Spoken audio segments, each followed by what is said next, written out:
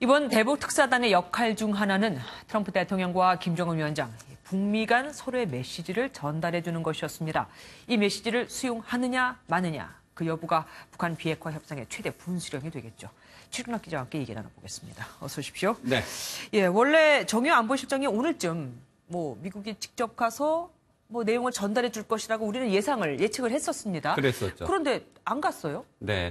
안 갔다라는 것보다 그만큼 급하다라고도 해석이 가능합니다. 지금 한 30분 뒤 정용 안보실장하고 볼턴 백악관 보좌관하고 통화하기로 되어 있습니다. 여기서 바로 김정은 위원장의 메시지를 설명할 예정입니다. 그럼 곧바로 그만큼 가서 전달할 만큼의 내용은 안 됐다고 해석할 수는 없고요. 내용이 없다는 것보다 그만큼 빨리 전달하는 게 급박했다. 시급성으로 해석하는 것이 맞을 것 같습니다. 네. 지금 미국 워싱턴 시간이 아침 7시를 향하고 있습니다. 네네. 그렇기 때문에 그만큼 아침 일찍이라도 김정은 위원장의 메시지를 전달해서 이 부분을 트럼프 대통령에게 전달하는 것이 좋겠다. 이런 판단을 한 것으로 보입니다.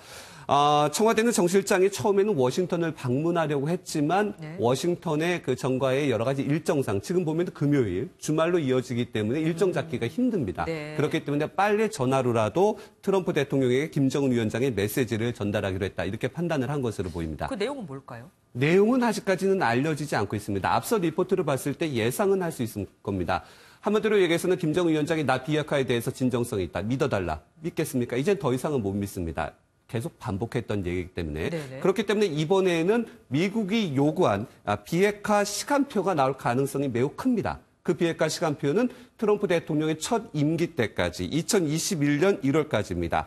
구체적인 또 실천 방안으로 핵 리스트까지 포함될 가능성이 있습니다. 네. 그러면 트럼프 대통령이 이 메시지를 만약에 긍정적으로 받아들인다면 네. 그러면 그 다음은 북한이 원하는 종전 선언까지 갈 수 있을까요?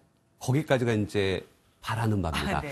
일단 김정은 위원장의 비핵화 시간표를 제시하고 핵 리스트까지 제공한다면 이는 미국의 요구를 받아들인 겁니다. 네. 비핵화를 위한 긍정적인 신호로 받아들일 수가 있고요. 하지만 남북 말씀하신 것처럼 비핵화 진행 과정에서도 앞서 종전선언을 요구하고 있습니다.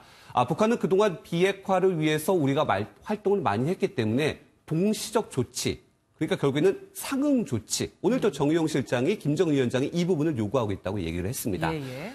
우리 쪽에서도 청와대 김의겸 대변인은 종전선언은 비핵화의 입구라고 했습니다. 시작이라는 얘기죠. 비핵화에 네. 그래서 앞서서 종전선언이 속도를 내기 위해서는 일단 시간표를 보면은 9월에는 남북 정상회담이 있고요. 뉴욕 유엔 총회가 23일부터 잡혀 있습니다. 그렇기 때문에 9월에는 불가능합니다.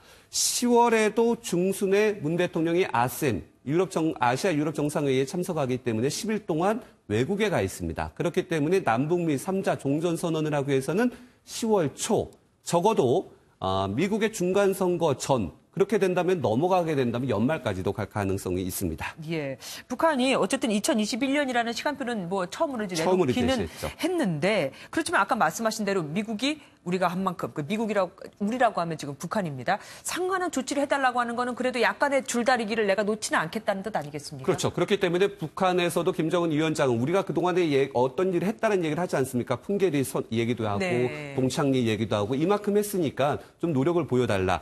그렇기 때문에 이번에 폼페이오 미 국무장관이 재방북을 해서 앞서 말씀드린 대로 비핵화에 대한 시간표 또는 핵 리스트와 함께 종전선언이 합의가 이루어져서 주고받는다. 그럼 네. 이제 빨라지는 겁니다. 그 다음에는 남북미 또는 남북미 종전선언이 이루어지게 되고요. 북한의 핵 폐기와 신고, 검증, 이른바 이제 FFVD라고 해서 미국이 요구를 하고 있죠. 최종적이고 완전하게 검증된 비핵화. 그렇게 되면 이제 2020년 말까지, 그러니까 트럼프 대통령의 첫 임기 때까지 평화협정을 맺게 되면 이게 바로 한반도 평화 정착입니다. 네. 간단해 보이지만 북한의 완전한 비핵화를 위한 시간, 2년이 넘는 시간 동안 어떻게 보면 지난한 협상이 예상이 됩니다. 그렇다면 최악의 시나리오 한번 살펴볼까요? 네. 일단 지금 미국이 아침이 밝아오면서 트럼프 대통령의 김정은의 메시지를 받아들이지 않는다면 네. 트위터에 부정적인 평가를 한다면 더 이상 방법을 찾기도 좀 어렵습니다. 그렇기 때문에 2년이 넘는 비핵화 시간표에서 북한이 어긋나는 행동과 또는 시간이 어떻게 보면은 자꾸만 지연시키고 숨기는 게 있다. 세부적인 상황에서 어떤 부분까지도 흐트러뜨리는 것을 고려해야 된다면 이른바 이제 디테일의 악마라고 하는데 그렇게 된다면은 북미 정상회담 이전의 분위기가 기억나실 겁니다. 어떻게 보면 그 전으로 돌아가죠. 네. 전쟁 얘기도 나왔습니다. 더 나빠질 수 있다. 더 위험해질 수도 있습니다. 네. 그리고 어제 최 기자가 청와대 네. 연결해서 얘기할 때 그 시각에 김정은 위원장하고 우리 방북단이 같이 식사를 하고 있는 것 같다라고 했는데 아니었어요. 네. 예상된 만찬이라고 분명히 전해드렸고 분위기가 좋다. 김정은 위원장이 참석한 것 같다라고 얘기했는데 일단은 좀 오보였고 네. 사과 말씀을 드립니다. 상황을 좀 설명을 드리면 특사단이 북한에 머문 시간이 모두 11시간 40분인데요. 이른바 북한의 체제 특성상 네. 깜깜이 방북이었습니다. 기자들도. 네. 북한에서 마지막으로 전통문을 보내온 것이 어제 저녁 6시경. 이때 김의겸 대변인은 특사단은 만찬 뒤 저녁 8시경 출발한다고 연락해왔다 이렇게 전했습니다. 네네. 만찬이라고 했을 때 김정은 위원장의 참석에 좀 무게가 두는 분위기였습니다. 또 청와대 고위 관계자도 기자들에게 분위기가 좋은 것 같다. 또 술이라도 마시면 더 늦어질 수 있는 건 아니냐. 그렇죠. 이런 얘기를 술을 했거든요. 좋아하니까. 술이라는 얘기는 특사단과 술 마실 수 있는 사람은 김정은 위원장밖에 없습니다. 그렇죠. 감히 다른 북한의 지도자가 마실 수는 없는 상태고요. 그래서 김정은 위원장이 참석했을 것이다 예측을 했는데 하지만 특사단이 돌아와서 제공된 사진에는 만찬 사진이 없었고요. 알고 보니까 오전에 이미 김정은 위원장을 만났고 네. 오후에는 정상회담 실무 논의를 하다가 시간이 늦어져서 우리 특사단끼리 혼밥은 아닙니다. 우리 특사단 5명끼리 만찬이 아닌 저녁을 먹었다. 이렇게 해석이 됩니다. 그러면은 지난번 방북했을 때는 굉장히 그 환대 분위기였잖아요. 네. 그 정도까지는 아니었다고 어떻게 보면 생각됩니까? 과정은 같았습니다. 네. 과정은 같았는데 어떻게 보면 지난 1차 대북특사단의 축소판이었는데 시간이 거의 반으로 줄었는데 그만큼 시간이 줄었기 때문에 형식적인 것보다는 실무적으로 김정은 위원장이 참석하는 만찬도 없앴다. 그날 와야 했기 때문이다. 이렇게 해석을 하는 게 좋을 것 같습니다. 네, 알겠습니다. 오늘 말씀 감사합니다.